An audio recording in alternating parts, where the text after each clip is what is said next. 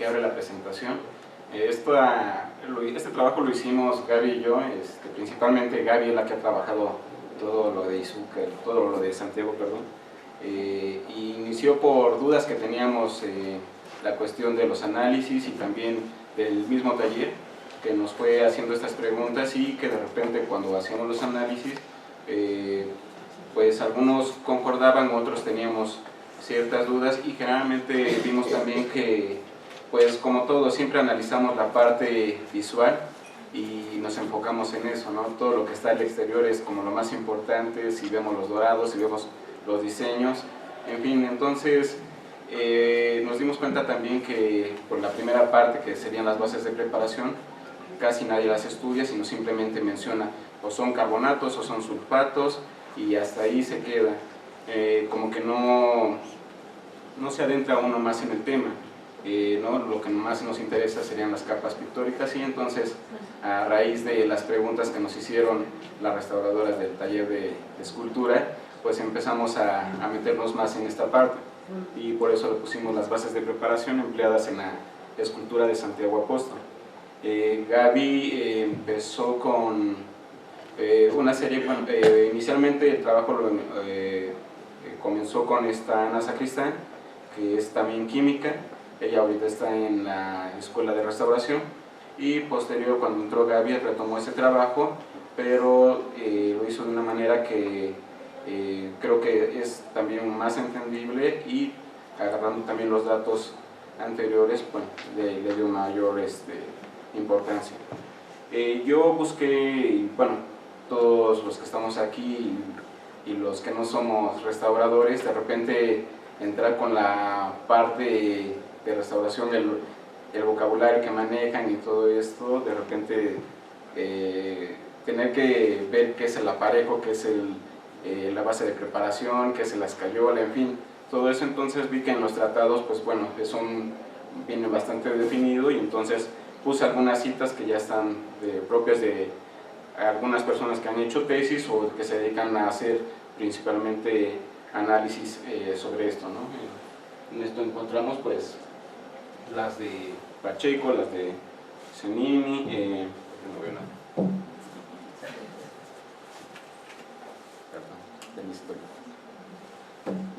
Entonces podemos ver ahí, ¿no? A qué se refiere la preparación, a qué se refiere el aparejo, en qué consiste, y entonces buscamos que esta parte es importante porque nos decía que cuando se hacen las esculturas, la secuencia, cómo van aplicándola, cuántas manos, si es una mezcla de sulfatos y carbonatos o si solamente utilizaron una o la otra, ¿no? Entonces de repente eso también, ok, entonces nos está diciendo que todas las esculturas utilizan, bueno, la mayoría utilizan sulfatos, pero también en algunas citas dice que utilizan la mezcla. Y vimos que también cuando hacemos los análisis, ya sea por técnicas portátiles, realmente no nos da esa información, ¿no? Y aún haciéndola por microscopía, que es un poco más puntual, tampoco nos da la información como tal, ¿no? Nos dice qué elementos hay, pero no nos dice si está en una mezcla, y hay técnicas que nos pueden decir esto, pero son costosas y también hay que esperar la información.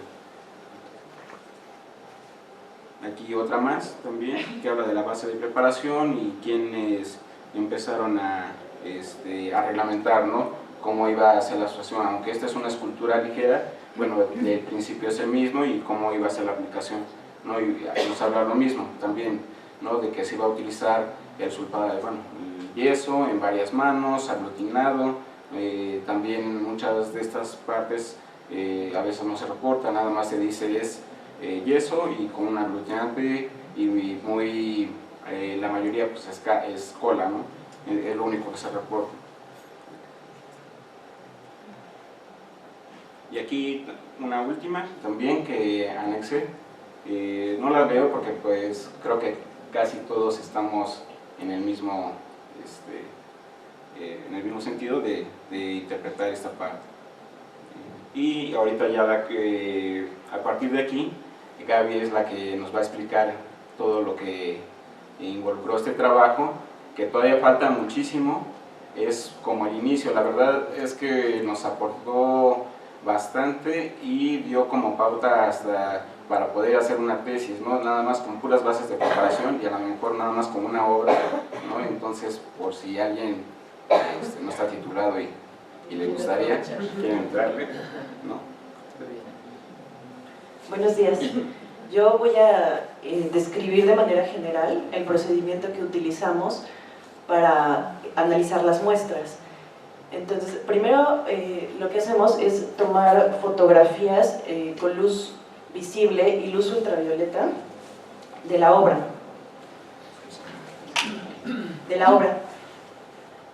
Aquí tenemos, ¿no? Por ejemplo, en este ejemplo tengo el muslo de la escultura, que es una de las partes en las que se fragmentó la obra, y después se eligen las zonas en las cuales se va a muestrear y se toma la muestra. Las muestras se visualizan con el microscopio estereoscópico y son estas imágenes que tenemos aquí. Ahí hacemos descripciones sobre cómo se observan, textura, color, para poder tener como una idea de cómo es la muestra. Después realizamos la inclusión de las muestras en resina para después pulirlas. De esta manera obtenemos los cortes transversales que nos van a permitir realizar el estudio. Una vez que tenemos los cortes transversales, utilizamos la microscopía óptica para poder ver la cantidad de estratos, la textura, color. Podemos observar muchas cosas por medio de esta técnica. También utilizamos microscopía óptica con luz ultravioleta, que en un momento más explicaré para qué lo utilizamos. Y por último viene el análisis elemental, en el cual utilizamos microscopía electrónica de barrido con EDS, y esto nos proporciona la información de los elementos presentes por estrato, y de esta manera podemos acercarnos a la composición de cada uno de los estratos. Es importante mencionar que una técnica por sí sola no puede dar resultados definitivos. Es importante apoyarse en otras técnicas para complementar la información. Bueno, y aquí aparece la escena del crimen, ¿no? Este esquema fue realizado por compañeras del taller de escultura y muestra en todas las partes en las que se fragmentó la escultura. Las partes en azul son las que hemos estado estudiando. Está la 3A, que me están apuntando. 3A, se trabajaron 3 muestras, la 4A, 5 muestras, y 4B, que es la mano, 2 muestras, 5A, que es una de las piernas, un muslo, 8 muestras, 6A, 9 muestras, y del pie, que es la región 5C, 3 muestras. Pareciera que son muchas muestras, pero aprovechando que nunca tenemos acceso a hacer tanto muestreo en una escultura, dependiendo de cómo venga, ¿no? Pero en este caso que estaba totalmente fragmentada y que vimos que había muchísimos capas ¿no? visiblemente en cada uno de los fragmentos, pues decidimos aprovechar. No era la intención en ese momento que nos fuéramos hacia las bases. Lo del estudio salió a raíz de las preguntas que de la primera entrega que hicimos con estos estudios, ¿no? Entonces de ahí surgieron muchas dudas, tanto del taller de escultura y hacia nosotros también, ¿no? O sea, cuántas capas tenía cada una de esos fragmentos. Entonces ahorita va a explicar esa parte también Gaby, que es bastante interesante. Ahora voy a hablar de los resultados que obtenemos con microscopía óptica en luz visible y con luz ultravioleta. Aquí tenemos imágenes, seleccionamos muestras representativas de cada una de las secciones que les acabo de mostrar para que aún no fuera tan largo. Aquí vemos estas dos fotos de arriba corresponden a la muestra M1 del área 3A, que es el brazo derecho. Está en diferentes aumentos para poder ver más detalles, y estas fotos de abajo corresponden a igual microscopía óptica, pero con luz ultravioleta. Esto nos proporciona información acerca de las etapas de las que están constituidas las muestras, y también con luz ultravioleta podemos ver las manos que fueron empleadas en cada etapa, o que son como las divisiones, ¿no? Como lo dicen en los tratados, ¿no? Que se ponían el yeso, luego esperaban que secara y nuevamente, ¿no? Dependiendo, a veces habían 3, 4, hasta 5 manos. Aquí localizamos en algunas 3, 4 manos y se ven algunas bien definidas. Otras, bueno, en la imagen no se ve muy bien, pero en la computadora sí. Sí, bueno, esta muestra, bueno, aquí esta foto muestra de dónde se tomó el fragmento, es del brazo, ¿no? En esta parte lisa de aquí. Aquí, bueno, en ultravioleta se ve que solo es una mano en esta muestra. Continúo. Aquí la muestra M23A, se aprecia que tenemos una sola etapa y una sola mano en su manufactura. Esta está tomada de una parte de relieve, como de la hombrera. La muestra M3A ya presenta 2 etapas, aquí esta es la primera, la segunda, y en el ultravioleta podemos apreciar que en la primera etapa tenemos 2 manos y en la segunda también.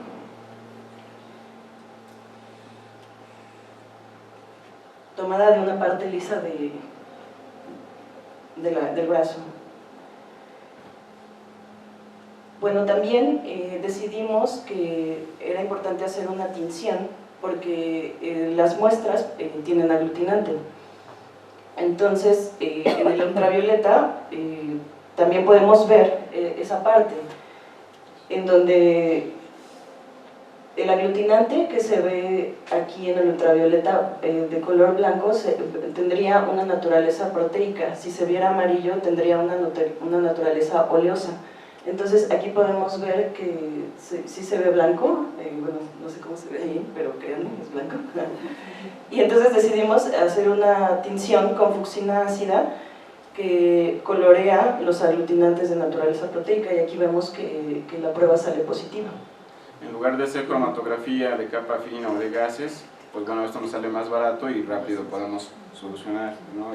Entonces, eso también nos da pauta de que no tenemos que utilizar una infraestructura mayor, dependiendo también de la pregunta, ¿no? Puede ser que en este caso simplemente quieran saber si fue material proteico o oleoso. Bueno, con esto lo solucionamos. Y así quieren ponerle apellido, pues utilizamos otro, pero nos va a costar, ¿no? Entonces, para saber qué tipo de aglutinante se utilizó. Sí, utilizando lo que tenemos en el laboratorio, ¿no? Bueno, pasamos a la sección 4A, que corresponde al antebrazo y brazo izquierdo. Aquí podemos ver que la muestra es una sola etapa y una sola mano. En esta muestra M4A es una sola etapa. Aquí sí se ve, incluso en la foto de visible, una división aquí. De hecho esta sí se ve más oscura que esta parte, y ya aquí vemos que tiene 2 manos, probablemente en esta parte porque tiene mayor concentración de aglutinante que en esta.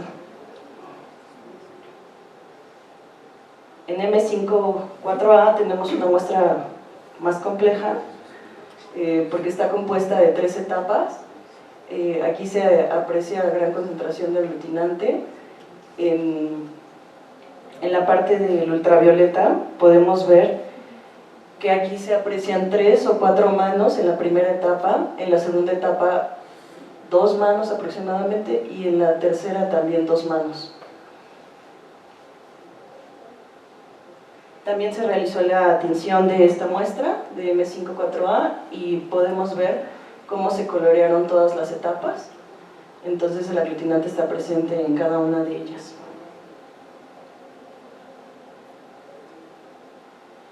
La siguiente sección es la 4B, que corresponde a la mano izquierda. Esta también tiene muchas etapas. Esta fue tomada de una unión entre la mano y el antebrazo.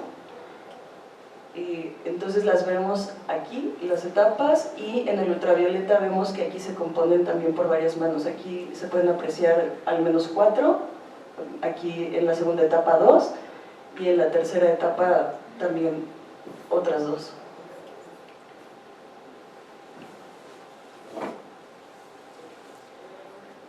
Esta M24B también tiene varios estratos. Estas muestras son más complejas porque vemos que vienen de las uniones. Observamos que en las uniones se utilizaba más material precisamente para llevar a cabo este fin, y entonces aquí observamos 3 etapas también, y se ven 3 manos, aquí en la segunda etapa 2 manos.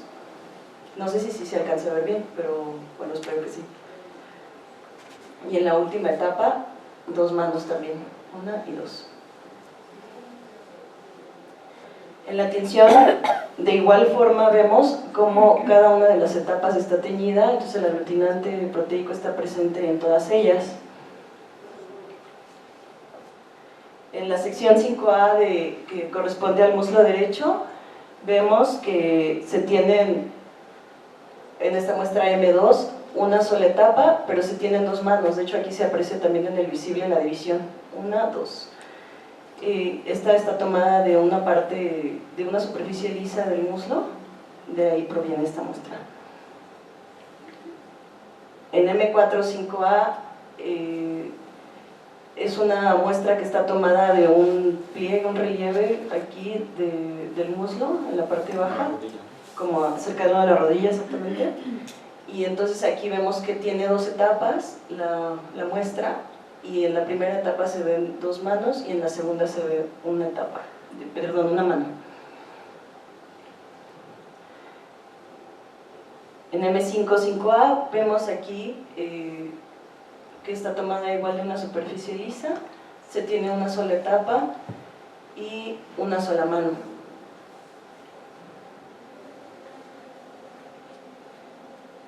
Aquí en la tinción, de igual forma vemos, se tiñó M4-5A y M5-5A, y se aprecia que igual la prueba es positiva para ambas. De hecho, aquí hasta se pierde un poco, bueno, más bien ya no se distingue aquí que hay 2 etapas, ¿no? No, la capa intermedia roja. Ajá, esa es la capa pictórica, ¿no?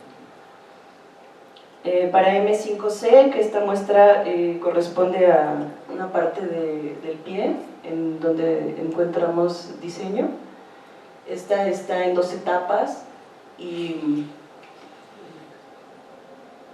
bueno, aquí no se aprecia del todo bien, pero en ultravioleta, pero en la parte visible, aquí sí podemos ver que hay 2 o 3 manos, 1, 2, 3, aquí, 1, 2, 3. En el ultravioleta aquí no nos permitió verlo mucho, pero sí está.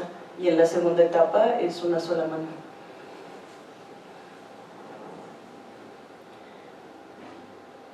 Y M6-5C, que esta muestra también es del pie, tenemos una sola etapa, y en esta se aprecia 2 manos. En la tinción con fucsina ácida, aquí también vemos que en esta muestra se tiñe completamente, el aglutinante está presente en toda. En la siguiente sección es la 6A, que corresponde al muslo izquierdo. Aquí se trabajó la muestra M2 y tenemos una sola etapa y tenemos una sola mano. Esta muestra está tomada de un lado, un costado del muslo, en una parte de diseño. Para M4-6A vemos que tenemos una muestra más compleja, tenemos 2 etapas, pero en la parte intermedia tenemos un soporte. Cada etapa tiene una sola mano. Esta está tomada de una región similar del muslo, en una parte lisa. En la parte interna. En la parte interna del muslo. En la tinción con fucsina ácida vemos que en esta muestra pues se tiñe completamente, y en la muestra que acabamos de ver También, incluso se tiñe también esta parte de soporte, y pues precisamente es por eso, ¿no? Porque también tiene aglutinante proteico ahí, posiblemente escola.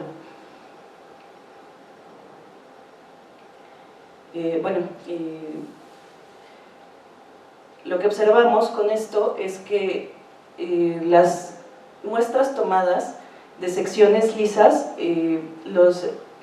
presentan pocas etapas o una sola, y las muestras tomadas de uniones o de relieves presentan más etapas, precisamente porque se utiliza más material para crearlas, ¿no?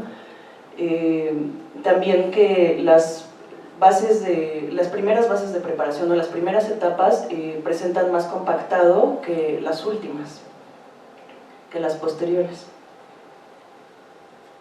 Ahora voy a hablar de los resultados de microscopía electrónica de barrido, que ya les había comentado que lo usamos para obtener el análisis elemental y poder como armar la composición de cada uno de los estratos. El estudio se hace precisamente por medio de los cortes transversales, se hacen estudios puntuales en cada estrato para poder de ahí deducir la composición. Encontramos algo interesante, que cuando estábamos haciendo este análisis ya de los resultados que obtuvimos, vimos que el carbono siempre está presente en los espectros. Sin embargo, nosotros vimos que en los espectros que nosotros obtuvimos, el carbono variaba de manera muy significativa.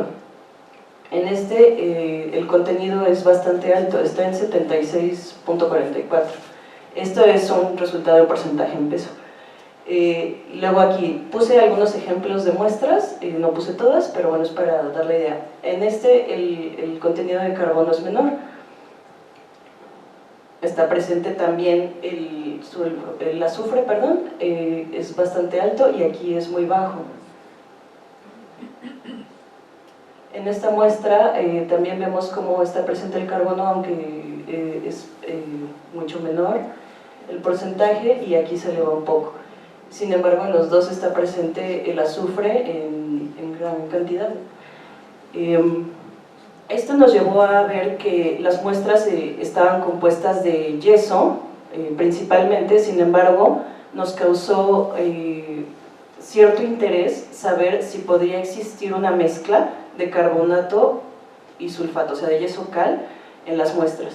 Entonces decidimos apoyarnos en la microquímica para conocerlo.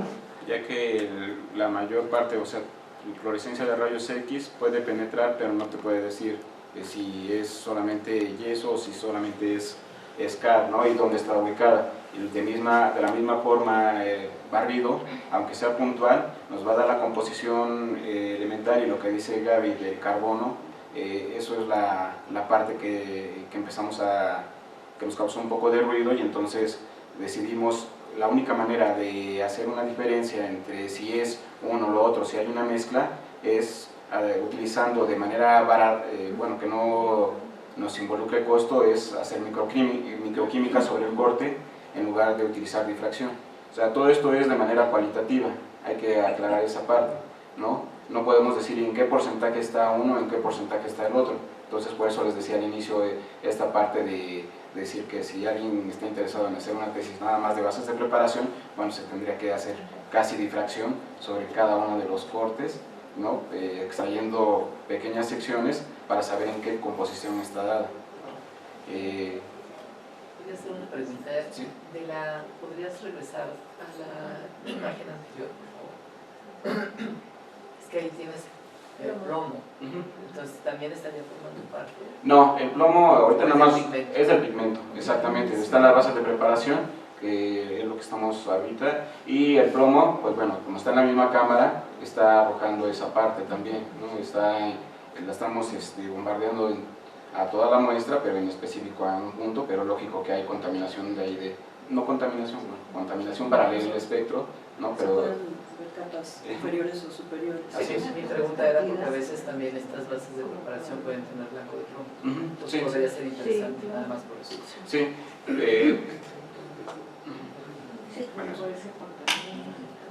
Bueno, entonces de esta forma preparamos una disolución de ácido clorhídrico al 1% y utilizando los cortes transversales que ya teníamos, nos apoyamos del microscopio estereoscópico para poder tomar estos videos que voy a presentar en este momento, se los voy a ir describiendo. Este video corresponde a una muestra de la mano, tiene 3 etapas. Ahí está. Entonces ahí vemos cómo en la primera etapa hay un burbujeo moderado. También se aprecian aquí, pero es que precisamente por eso es útil tener el corte, porque tenemos identificados los estratos. De hecho, este burbujeo también es porque tenemos albayalde, recordemos que es carbonato básico de plomo, entonces también genera un burbujeo.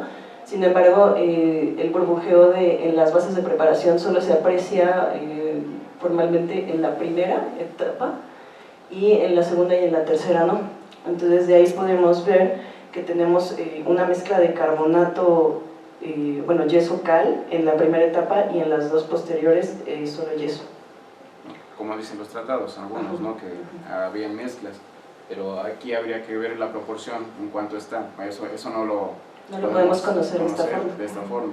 Pero bueno, ya es una separación y ya no es decir que solamente está presente el yeso en la base de preparación en la primera etapa, ¿no? Sino que hay una mezcla en la primera y en las sucesivas puede variar, y sobre todo en las uniones, ¿no? Como lo está presentando Gaby. Bueno, este video corresponde a la muestra M15C, esta forma parte del pie, igual en una unión.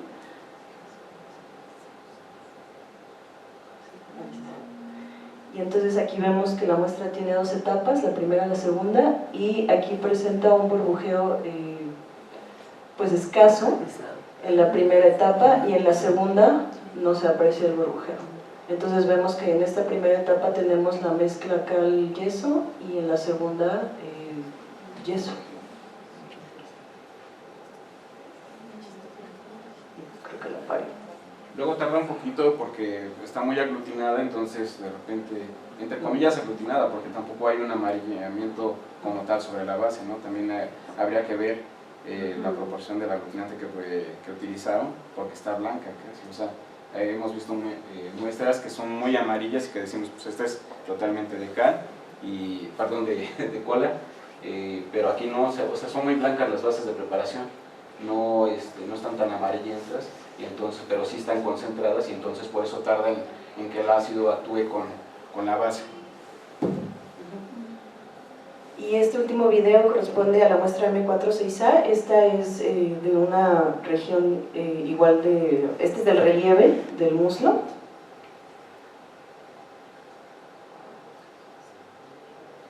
El que está cercano a la rodilla. Y aquí vemos las 2 etapas. En esta se tiene el burbujeo moderado y en esta no lo hay. Entonces podemos ver que en la primera etapa tenemos igual la mezcla yeso-cal y en la segunda etapa el yeso. Sí. ¿Está conectada porque se va a apagar? ¿Sabe? Que sí se puede asegurar que esté conectada porque dice que Está avisando que la pila se está bajando. Bueno, voy a continuar. ¿Sí? Gracias. Es que No se ve. ve. Bueno, espero que no se vea. Bueno. Ahí está. Ya. Sí, ¿verdad? Sí. Gracias. Sí, ya como que tenía razón. Bueno, como conclusiones de este trabajo, tenemos que las muestras tomadas de uniones presentan mayor número de etapas y estratos que las tomadas de zonas lisas, precisamente por el material que se utiliza para poder crearlas, ¿no? El espesor de las bases de preparación de las zonas lisas es menor que las presentes en zonas de relieves o en uniones. Que en general la porosidad de las bases de preparación en las primeras etapas es menor que en las etapas posteriores y están más compactadas las iniciales. Y que bueno, por medio de la microscopía óptica con luz ultravioleta podemos observar la cantidad de manos utilizadas en la manufactura de las muestras. Las tinciones realizadas con fucsina ácida denotaron la presencia de un aglutinante proteico que probablemente es cola. Los análisis realizados con microscopía electrónica de barrido con EDS, en conjunto con las pruebas microquímicas a los cortes transversales, nos permitieron conocer de manera cualitativa que las bases están compuestas de una mezcla de cal-yeso y en proporciones desconocidas, ¿no? Pero bueno, es de manera cualitativa. Y las muestras provenientes de uniones y de muslos presentan mayor contenido de cal en la primera etapa, mientras que en brazos es mayor el contenido de yeso en sus primeras etapas. Bueno, agradecemos la participación de Ana Sacristán Civera, que inició este estudio y yo lo he continuado con Víctor, y agradecemos a Mario Monroy, que es el técnico que nos ayuda en microscopía electrónica de barrido, y al taller de escultura policromada. Ahora, Gracias por su atención.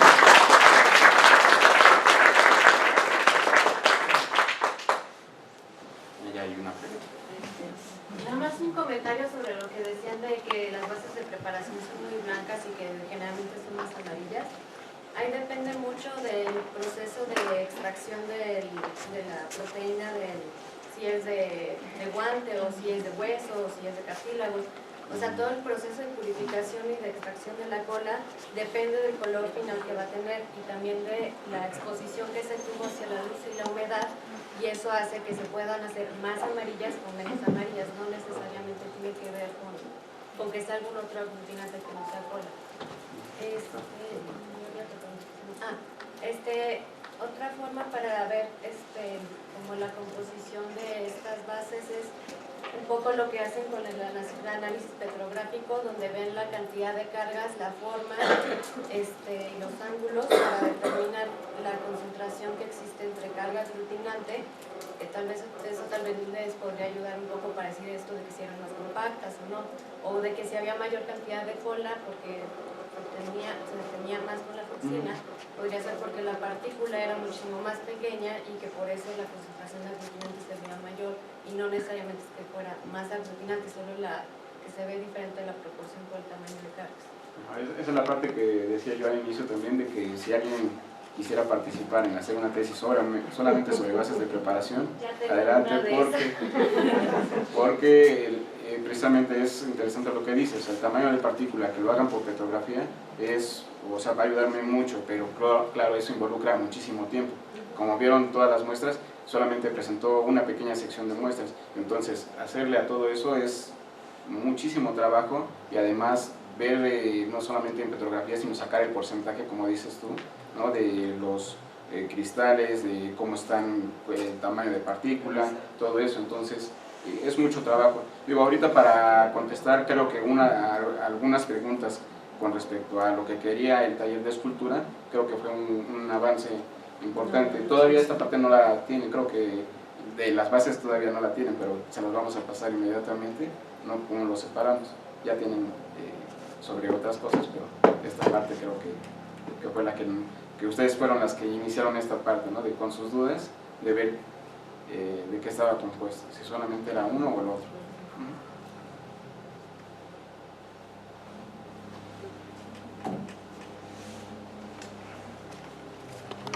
Pues otra vez felicitar su presentación, ¿no? A mí me parece que nos estamos ahorita todos informando de las cosas que se hacen, pues ya sea en los laboratorios, ya sea en los talleres, ya sea en conjunto, ¿no?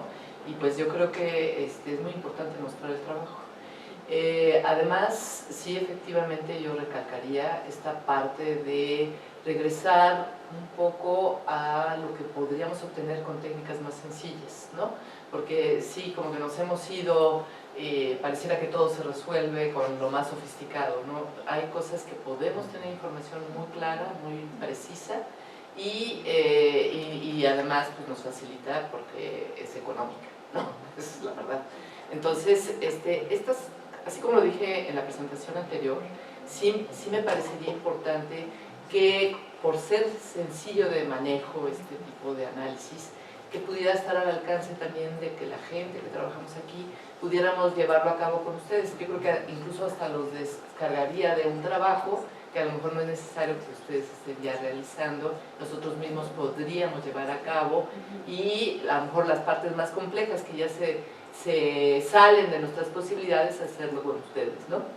Sí, de hecho, Sí, como bien lo dices, es sencillo, todo lo podemos hacer, ¿no? Desde hacer todo el montaje de la muestra, hacer el pulido. Quizá ya la parte complicada es empezar a hacer la observación, ¿no? Tener ese ojo, como lo decían en la presentación anterior, ¿no? Que estés en contacto directo y que estés revisando tantas muestras, pues ya empiezas a poder definir y hacer esa separación. Lo que Gaby hizo de darse cuenta que en las uniones hay como este tipo, ¿no? En las primeras etapas, y luego que en las segundas y terceras es otra composición distinta a la primera, pues bueno, ya arroja más resultados.